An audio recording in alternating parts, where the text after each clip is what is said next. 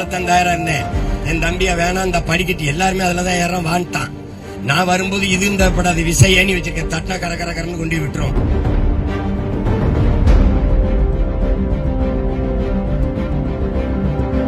இது என் வாழ்வியலோட கலந்த உணவு.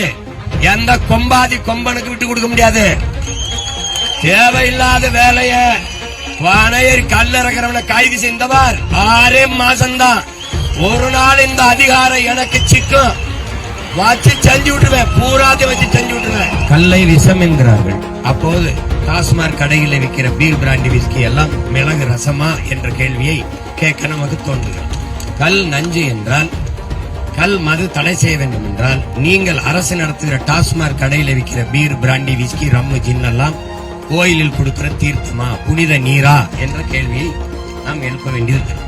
எல்லா மாநிலங்களிலும் இருக்கும்போது என் நிலத்தில் ஏன் தடை?